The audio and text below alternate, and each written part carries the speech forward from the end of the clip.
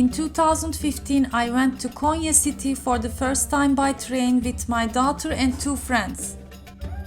Konya area is one of the most ancient settlements of Anatolia. It was also the capital of the Selçuk Empire. The first place to visit in Konya is Mevlana''s mausoleum, the mystic poet on the way of Sufism and the founder of the Whirling Dervish order. If I go there again, I will surely share more information about all this, but of course one of the main reasons to be there was to learn more local cuisine recipes, and Konya höşmerim was one of them. It is similar to un helvası, flour helva, but the kaymak elevates the taste and makes it even more rich and silky. So let's begin. I'm gonna use 1 cup milk, 1 cup flour, half cup sugar, 100 grams kaymak, clotted cream, 50 grams butter. On my archive you can learn how to make kaymak clotted cream. It's very easy. The only thing you need is a fresh cow milk. I know if you live in a city it might be hard, but thankfully we can still find in Istanbul. If you can find, you just boil the milk and then let it cool down and put it in a fridge overnight. And the next day the kaymak, the cream comes on top and you can easily collect it. I use this kaymak in many recipes, including this tres leches, trileçe, or serve it over a şambalı or other desserts, or enjoy it at breakfast along with our favorite jam or honey. If you cannot find kaymak or similar products, or you don't want to make it yourself, you can also use heavy cream instead along with butter.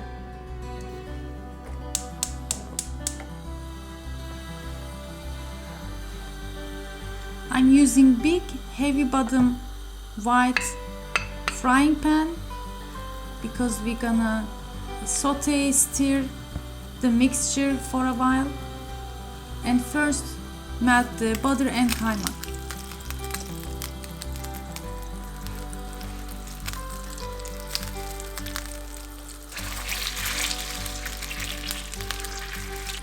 Adding the flour,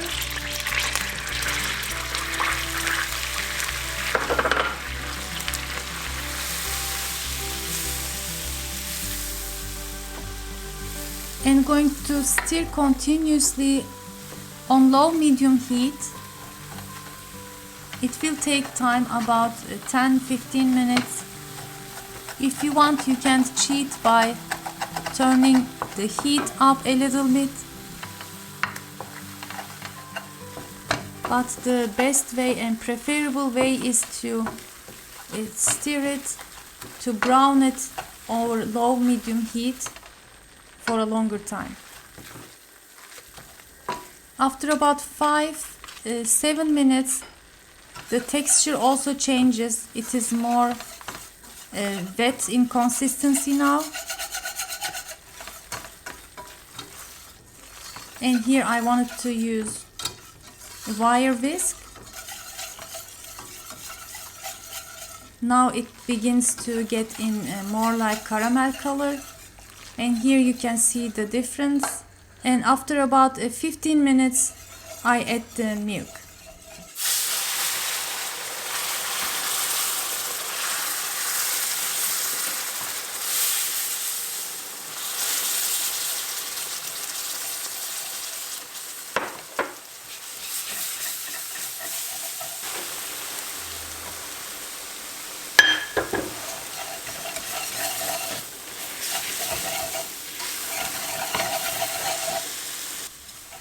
After adding the sugar, continue to stir until everything mixed together well. It would be better to use a wooden spoon or spatula. And if you prefer more a creamy texture on your helva, which I also like, you can add a bit more milk and then stir until it soaks all the milk. So in total I used 1.5 cups of milk. It also depends on the how thick your kaymak or heavy cream is. So you can adjust the consistency easily by checking after stirring everything and add more if needed.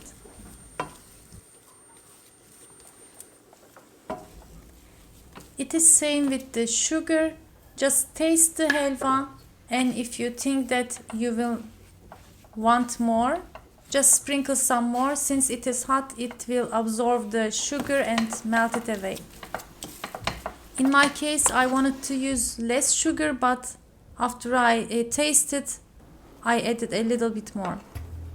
And our halwa is ready. This is in Konya region how they serve it, how I see it when they serve it to me in a restaurant. Pour everything to a big plate, or you can also serve it individually, and make a design using a spoon or spatula like this.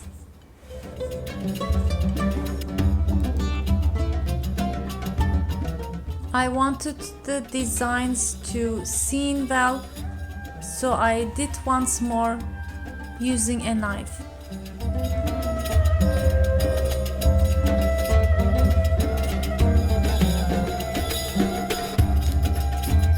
I sprinkled pistachios on top. It is best eaten while still warm. You can also reheat the next day, maybe adding a little bit milk to refresh and then stir to warm up. But it will also be delicious when it is at room temperature.